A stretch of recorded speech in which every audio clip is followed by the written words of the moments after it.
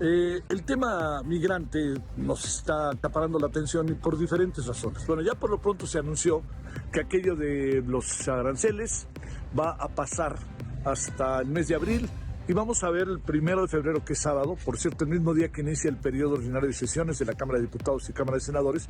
Vamos a ver si de Estados Unidos viene alguna señal.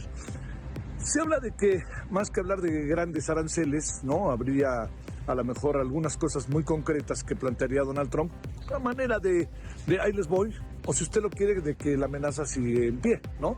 Respecto a los impuestos que tendría que pagar México, si no cumple con lo que es la lucha contra el fentanilo y el tema migratorio. Así lo plantea Trump y ya sabemos que sobre advertencia no hay engaño, no le demos vuelta.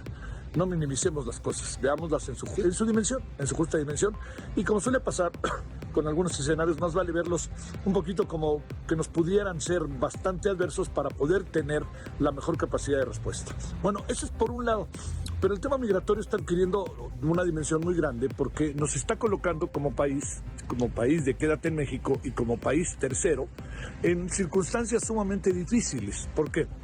Nosotros como país ya estamos teniendo una estrategia, a ver cuánto nos dura, de darle un dinero a los migrantes, de darles el seguro social, que usted y yo sabemos que darles el seguro social lamentablemente ahorita no es garantía de nada. Si tienen algún tipo de problema lo van a tener que resolver a lo mejor en 6 meses si es que los reciben, y si tienen alguna operación urgente, hay que hacer fila y a ver cuándo nos toca la fecha. El asunto ese es uno, lo otro son 2,000 pesos, no son mucho, es lo que quizás el gobierno puede. Hay una tercera circunstancia, que es que los empresarios han ofrecido 50,000 empleos. También habrá que ver ahí donde los tenemos, qué capacitación tienen, cómo funcionan, etcétera. Todo eso en el marco de una situación que es delicada. Pero aquí viene la otra variable delicada, donde se están yendo muchos de los migrantes. Cuando los migrantes no son llevados, como en su caso a Brasil, esposados, es una verdaderamente terrible. Colombia, donde el exabrupto de Petro, por más que tuviera la razón, no ayudó para nada. Pero también pensemos en muchos otros que nos mandan a México y los tenemos aquí en nuestro país. ¿Qué vamos a hacer con ellos? ¿Cómo se van a ir involucrando? ¿Qué tenemos que hacer? Pero sobre todo aquí hay una nueva variable. No le hemos pasado viendo la frontera norte. La gran pregunta es, ¿y dónde está la frontera sur? Es decir, ¿qué está pasando en la frontera sur? Mire, desde que entró Claudia Sheinbaum el 1 de octubre, le puedo contar que van por lo menos 15 o 16 caravanas. Las caravanas de migrantes no alcanzan a avanzar más porque las detienen y porque en buena medida México las frena. Y las frena por diferentes razones, porque también recorrer todo el país para llegar a la frontera y de nuevo poner una gran cantidad, que se junten una gran cantidad de migrantes en la frontera, es un problema incluso diría yo, pues de diversa naturaleza, de seguridad, todo lo que uno puede imaginar, incluso de salud. Entonces, aquí, ¿qué es lo que también pasa? Que tenemos muchos migrantes en la frontera sur y muchos migrantes en la frontera norte. Muchos en el sur, mexicanos, pero en su mayoría son venezolanos, guatemaltecos, colombianos, brasileños, hondureños, salvadoreños e incluso nicaragüenses.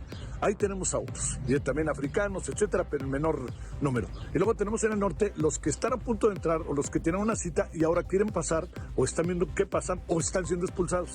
Entonces las dos fronteras las tenemos con migrantes y ante eso tenemos que hacer algo, porque muchos son migrantes nuestros y otros son extranjeros. ¿Qué vamos a hacer con los extranjeros? Bien dice, hay que reconocerlo la presidenta cuando habla de los derechos. Dice, no podemos nosotros dejarlos así al garete. Y es cierto, pero ¿qué vamos a hacer con ellos? Y hay diferentes circunstancias que hay que ver. ¿Por qué? Porque al estar tan expuestos los migrantes, ¿quién cree que aparece? Pues la delincuencia organizada, los polleros, los trata de personas que les ofrecen, oye, yo te paso al otro lado por cantidades que además, con tal de pasar al otro lado, las logran conseguir desde sus casas, ¿no? Las familias se los acaban dando. Oiga, es mucho dinero, muchísimo dinero. Llegan a cobrar, en algunos casos, 20,000, 30,000 dólares. Nada más por pasarlos sin ninguna garantía, ¿eh? Bueno, este es el tema. El tema es humano, es qué hacemos con los migrantes, cómo nos metemos en toda esta dinámica, y es lo que es el siguiente paso. Hemos librado en términos del tiempo el tema de los aranceles. Ahora el tema que se nos viene a nosotros directito es el tema de los migrantes. ¿Qué hacer con los nuestros? Estamos buscando paliativos, como sea. ¿Qué hacer con los que son extranjeros y que están en México? Ese viene siendo el segundo gran reto.